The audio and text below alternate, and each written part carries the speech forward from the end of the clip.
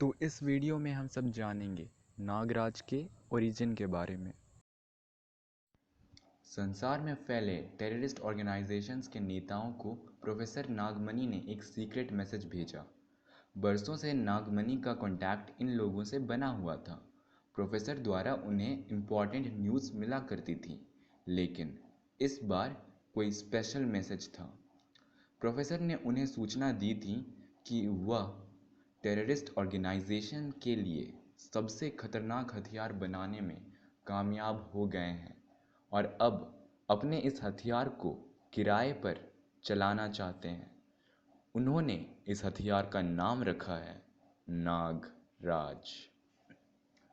तो रंगून की एक आलीशान इमारत में सभी देशों से आए आतंकवादी नेता एकत्रित हो रहे थे। वहाँ पे आए एक नेता ने कहा, यहाँ का मौसम खासा गर्म है। सामने वाले ने उसे जवाब दिया, हाँ, कनाडा और बर्मा का जोग्राफिकल कंडीशन यहाँ से बहुत ही अलग है। दूसरे ग्रुप में बात चल रही थी कि अगर नागराज हमारे मतलब का हथियार हुआ तो हम मिडिल ईस्ट को हिला कर रख देंगे। ऑडिटोरियम से आवाज़ आती है, अटेंशन प्लीज़। आप सभी मेहमानों से अनुरोध है कि आप सेंट्रल हॉल में पहुंचकर अपनी अपनी सीटें ग्रहण कर लें। तो सभी लोग इमारत की हॉल की ओर आगे बढ़ते हैं।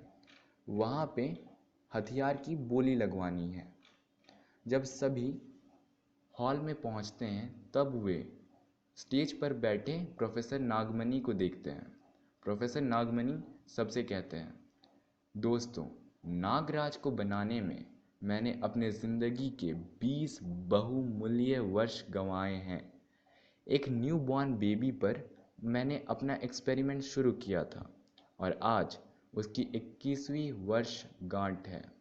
उसके भीतर जो थोड़ी बहुत कमज़ोरियां हैं वह अगले कुछ वर्षों में समाप्त हो जाएंगी, लेकिन इस वक्त आपके लिए वह संपूर्ण हथियार बन चुका है। वहाँ बैठे लोग सवाल पूछने लग गए, क्या वह कोई कंप्यूटर है? दूसरे ने पूछा, हम उसका प्रदर्शन देखना चाहेंगे।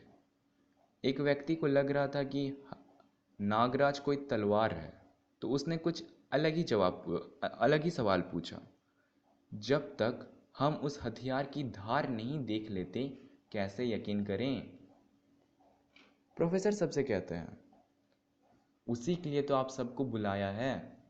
आप उसकी उपयोगिता का अनुमान स्वयं लगा सकते हैं कि वह कोई कंप्यूटर तो नहीं है, लेकिन इंसान होते हुए भी कंप्यूटर से तेज कार्य की क्षमता रखता है। वहाँ पे बैठे सभी शॉक्ड हो गए। एक इंसान कंप्यूटर को मात कर जाए, हो ही नहीं सकता। प्रोफेसर सबसे कहता है, नागराज अभी आप सभी के सामने आएगा, जहाँ पे वह अपने पावर, एबिलिटीज़ और कैपेबिलिटीज़ का प्रदर्शन दिखाएगा। नागराज मंच पर प्रकट हो गया और कहता है, सभी मेहमानों को नागराज का अभिवादन। आप लोग दुनिया के सबसे खतरनाक टेररिस्ट ऑर्गेनाइजेशन के सरदार हो। आप सभी किसी न किसी कला में महारत हासिल किए हुए हो। अब आप में से 4 ऐसे व्यक्ति स्टेज पर आ जाएं जिनका निशाना अचूक है। तो हॉल पर 4 व्यक्ति उठकर मंच पर आ जाते हैं। प्रोफेसर कहते हैं कि वो चारों अपने आप को इंट्रोड्यूस करें। पहले ने अपने बारे में बताया, मुझे जॉनी कहते हैं। मैं टेक्सास का सबसे खतरनाक गनमैन हूँ, जिसकी कोई भी गोली आज तक खाली नहीं गई। दूसरे ने बताया अपने बारे में, मुझे यूसुफ बिन अली खान कहते हैं। मिडिल ईस्ट में मुझे मौत का सौदागर कहा जाता है। अगर आप कहें कि उड़ती चिड़िया की आंख पर गोली मारनी है तो गोली आंख पर ही लगेगी। तीसरे ने बताया, मैं डॉन हूँ, यूरोप का सबसे खतरनाक गन मास्टर। चौथे ने कहा, मैं हूँ हुड, पश्चिमी जर्मनी में मुझे निशाने का रॉबिन हुड कहा जाता है। प्रोफेसर चारों से कहते हैं, आप लोग शपथ लें कि आप गोली से नागराज को खत्म करके ही नीचे उतरेंगे। सभी कसम खाते हैं। फिर प्रोफेसर एक घड़ी उठाते हैं और कहते हैं, मैं इस घड़ी में अलार्म भर रहा हूँ। 1 मिनट के अंदर अंदर अलार्म बजेगा और अलार्म बजते ही आप अपनी गन निकालकर नागराज पर हमला कर सकते हैं। 1 मिनट के बाद घंटी बजती है। Train train train. चारों गनमैन अपनी बंदूक निकालने के लिए अपने हाथ आगे बढ़ाते हैं। तभी 4 सांप उनके सामने आ जाते हैं और उन चारों को डस लेते हैं और उसी वक्त उन चारों की मौत हो जाती है। वे चारों स्टेज पर गिर जाते हैं, लेकिन ये चारों गन मास्टर मर गए हैं यह बात नीचे बैठे लोगों को पता नहीं है। वो सभी शॉक्ड हो गए। एक ने कहा, उन्हें क्या हो गया? दूसरे ने पूछा, क्या हुआ? अरे सांप, उनकी कलाइयों पर मैंने सांप देखे थे। तीसरे ने बोला, लेकिन सांप अब है कहाँ? क्या चारों मर गए? फिर प्रोफेसर नागमणि नागराज को ऐसा कुछ इम्पॉसिबल सा काम करने को कहते हैं। प्रोफेसर कहते हैं, नागराज, उन्हें जीवन दान दो। एक्चुअली चारों को नागराज के जहरीले सांपों ने डस लिया था। नागराज उनका जहर खींचकर उन्हें जीवित करने में सक्षम था। उसके बाद कुछ ये सारी बातें हुई। प्रोफेसर नागमणि कहते हैं चारों गन मास्टर से, आप चारों ने क्या देखा? रॉबिन कहता है, मैंने तो कुछ देख ही नहीं पाया।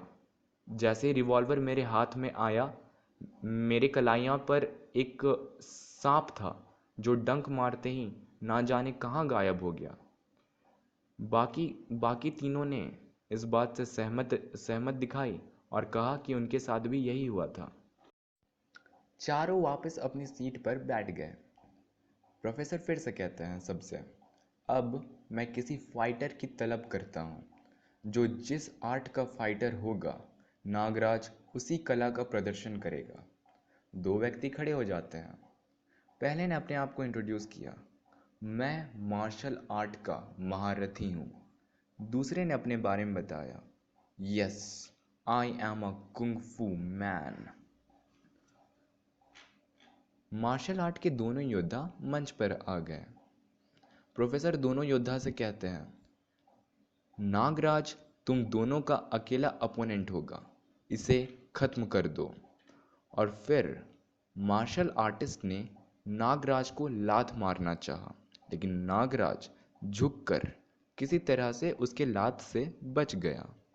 फिर कुंफू मैन ने खुले हाथों से नागराज पर हमला किया, पर नागराज ने उसके इस अटैक को अपने हाथों से ब्लॉक कर दिया। अब हमला करने की बारी नागराज की। नागराज ने अपने दोनों हाथों को नाग के फन की तरह शेप में लाया और फिर दोनों फाइटर्स के सर पर हमला किया। फिर क्या, दोनों चारों खाने चित। मार्शल आर्टिस्ट ने कहा, अरे ये तो स्नेक हैंड है। कुंफू मैन ने तो अपनी बेइज्जती ही करवा डाली। उसने कहा, इसके सामने तो मैं पहले दर्जे की बच्चे की तरह लड़ा। उन दोनों फाइटर्स को हराने के बाद नागराज अपने अपने हाथ को छत की ओर उठाता है और उसके हाथ से 2 नाग निकल आते हैं, जिसे वह रस्सी बनाकर छत पे झूलने लगा।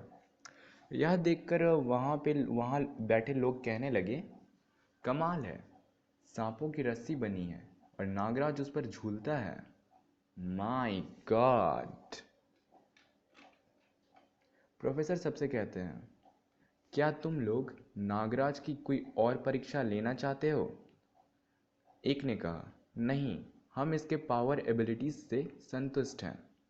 प्रोफेसर, आपने शानदार हथियार का निर्माण किया है। प्रोफेसर सबसे कहते हैं, इसके अलावा भी नागराज की और कई सारे पावर एबिलिटीज हैं जो आपको समय आने पर मालूम होंगी। अगर कभी नागराज को गोली लग गई तो नागराज अपने शरीर से गोली निकालकर अपने रास्ते पर चलता बनेगा और इसके शरीर से एक बूंद खून भी नहीं टपकेगा। एक्चुअली नागराज के शरीर में रेड ब्लड सेल्स आम इंसानों की तरह नहीं हैं। इसका रेड ब्लड सेल्स का फ्लो काफ़ी तेज़ और सुरक्षित है। नागराज के शरीर के अंदर अगर कोई जख्म होती है तो पहले तो यह रेड ब्लड सेल्स इसके अंदर जो टॉक्सिक मटेरियल्स हैं पहले उसे शरीर के बाहर करते हैं और फिर किसी माहिर सर्जन की तरह जख्मों को बंद कर देते हैं। और यह काम इतनी बड़ी तेज़ी से होती है और इस बीच इनका दूसरा दल घाव से खून रोके रखता है। और यह हथियार दुनिया के टेररिस्ट ऑर्गेनाइजेशन के लिए तैयार किया गया है। आने वाले 5 सालों में इसका कोर्स स्वतः पूरा हो जाएगा और 5 साल बाद नागराज दीवारों से आर पार होने का कमाल हासिल कर लेगा। एक व्यक्ति ने कहा, मुझे इसकी असम में तोड़ फोड़ के लिए तुरंत ज़रूरत है। प्रोफेसर नागमणि सबसे कहते हैं, अब नागराज की बोली लगेगी। सबसे ऊंची बोली को नागराज को भाड़े पर लेने का रेट तय समझा जाएगा और ऊंची बोली वाले को नागराज का प्रयोग के लिए परमिशन दी जाएगी और मैं इसी जगह बैठे बैठे दुनिया का सबसे धनवान और ताकतवर इंसान बन जाऊंगा। तो बोली शुरू की जाए। पहले व्यक्ति ने बोली लगाई, $5,000। दूसरे ने खड़े होकर कहा, $10,000। तीसरी ने बोली लगाई, $50,000। लेकिन चौथा व्यक्ति खड़ा हुआ। यह वही व्यक्ति था जिसे असम में तोड़ फोड़ के लिए नागराज की ज़रूरत थी। उसने बोली लगाई सबसे ज़्यादा, $1,00,000। प्रोफेसर नागमणि खुश हो गए। अंतिम बोली $1,00,000 तो नागराज के एक मिशन की कीमत $1,00,000 निश्चित की जाती है और मिस्टर बुलडॉग की बोली सबसे ऊंची है, इसलिए इन्हें नागराज का प्रयोग के लिए परमिशन दिया जाता है और मिस्टर बुलडॉग के सम्मान में हम आज रात एक पार्टी देंगे। शाम की पार्टी में मिस्टर बुलडॉग, बधाई हो, क्या आपने हिंदुस्तान में तोड़ फोड़ के लिए कोई बहुत बड़ा ठेका ले लिया है? एक व्यक्ति ने यह पूछा मिस्टर बुलडॉग से। मिस्टर बुलडॉग ने रिप्लाई किया, यह तो सौदा है भाई, मैं उससे 1,00,000 में किराए पर लूँगा और फिर 1 करोड़ का डाका डलवा लूँगा। It's a business. पहले व्यक्ति ने फिर से पूछा, फिर तो तुम्हारी नज़र में ज़रूर कोई बहुत बड़ा खजाना है। आगे देखिए नागराज का सबसे पहला और खतरनाक मिशन पार्ट 2 पे।